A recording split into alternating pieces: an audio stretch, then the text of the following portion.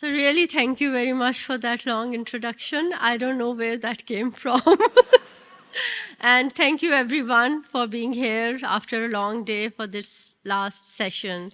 So thank you, Al and Leanne, for inviting me. 20 years ago, Jen Moriarty, I think she's one of the pioneer intensivists in Ireland, so she asked me to present a research paper at one of the meetings, and I freaked out, ran away, didn't present at all. And today I'm here speaking to such experienced people, learned people with research methodology. So what changed? I didn't do any PhD. I haven't done any course in research methodology, but I've been part of many amazing collaborations.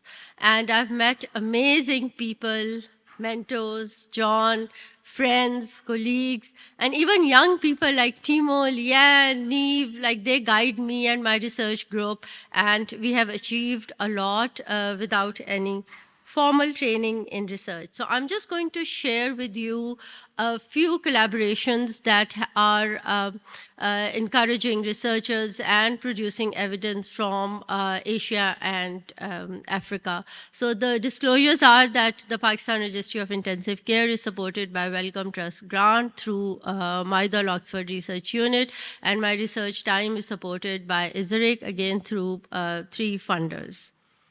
So this is not a secret that burden of disease is in the global south, whether it is communicable diseases, non-communicable diseases, trauma, injuries, burns, everything, the burden is in the global south.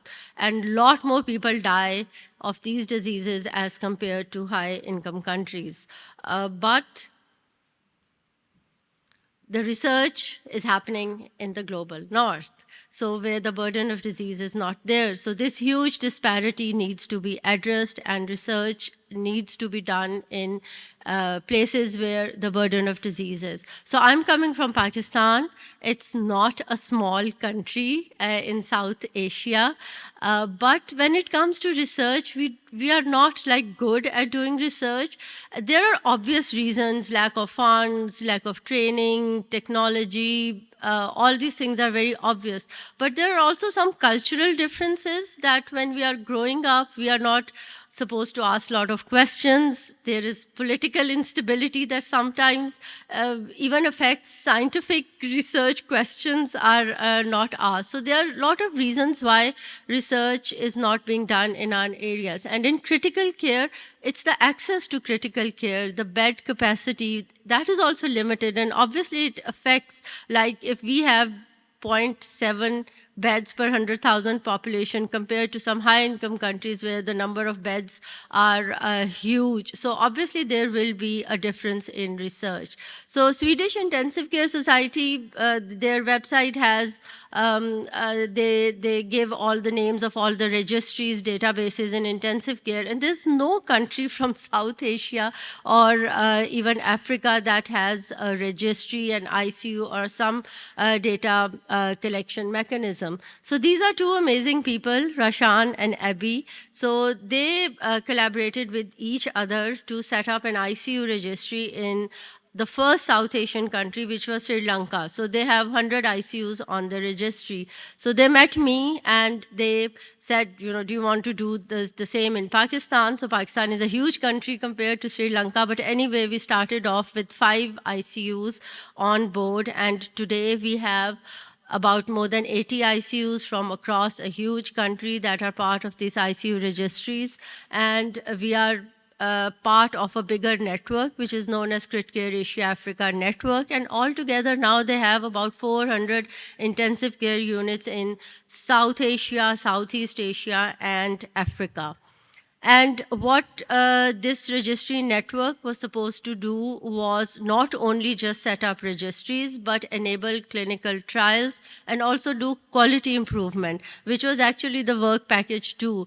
But this work was done between 2017 and 2019, and then COVID happened. So when COVID happened, there was like a lot of momentum, a lot of work, observational as well as clinical trials were done. So we contributed data from our our intensive care units, which is not too bad if you leave UK and South Africa out of it. So the numbers are not that bad.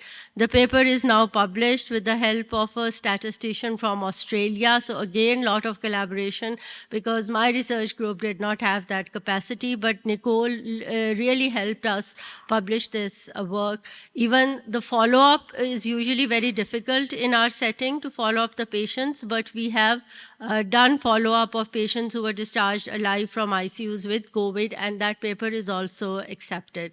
So we have been hearing about REMAP-CAP since morning. So we were also able to do REMAP-CAP, and this picture I just came across on the REMAP-CAP website. So this is our PPI group, and that is Saima in red there. So she is part of the International Steering Committee. So it's been amazing because they have reviewed the consent forms that we had, which were very complex. So our PPI group guided us that, this is very difficult to understand.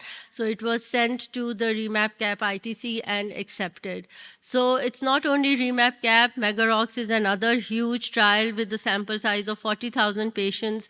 And Pakistan recruited the second highest number of patients from 17 sites across the country in MEGAROX. The trial is now ended, but again, it was possible because of the registry.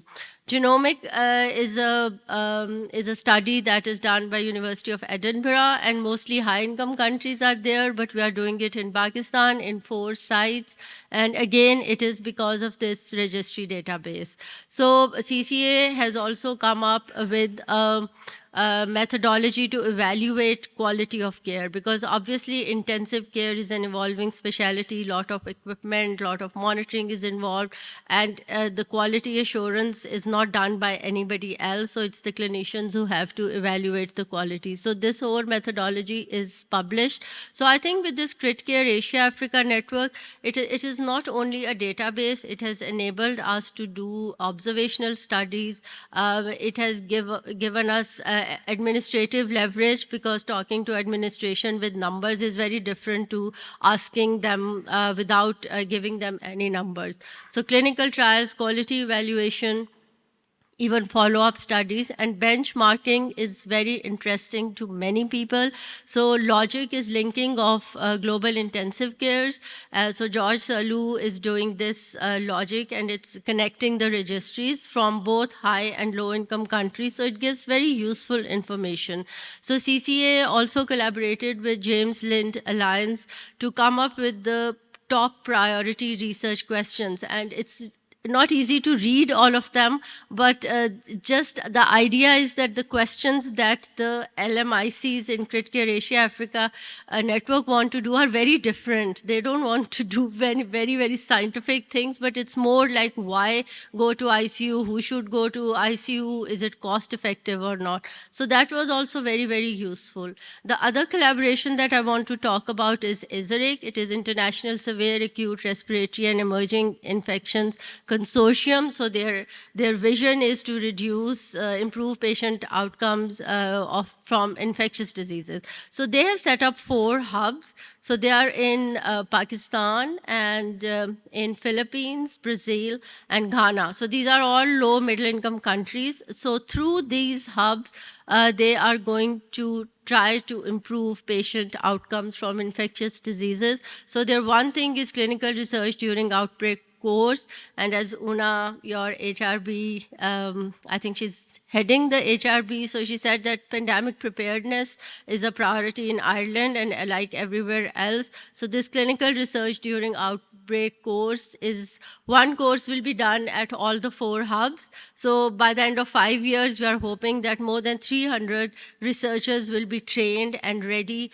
if, God forbid, there is an epidemic or pandemic, so they'll be able to implement research. Then the other thing that ISERIC has done is these are their epidemiological tools, how to create CRF using Bridge, and then how to analyze data using Vertex. So all the hubs are doing training courses to improve capacity to using, so that our dependence on statisticians, because we don't even have any everywhere, so that is less, and these automated tools are used. So CRFs are already available, templates are available, so they can all be used. So this is the vision of WHO, and it cannot be achieved unless research happens in low middle income countries. And for me, the most important thing that can reduce the gap between the South and the global North and South is collaborations. And collaborations don't have to be formal, they can be friendships, they can be mentorships, just as Leanne is mentoring my team in systematic review. So it's a small thing, but it takes her time, but it's building capacity. So there can be, I'm sure there are people not from intensive care, so there are societies, so you have to collaborate wherever you can. And then teaching courses is not going to teach people how to do research. It is only by doing that you learn the most. So collaborate with anybody that you can and take them along whatever you're doing. And data, because most of the high income countries have very good hospital information management systems, but we don't have that. Its data is still paper, it's missing, it's incomplete. So having some kind of database or a registry is very important. So the funders, there are no funders here, but they have to invest in some kind of this system. So thank you very much for this opportunity, and you can see the work of Critical Care Research Group and collaborate in any project that you want to. So thank you very much.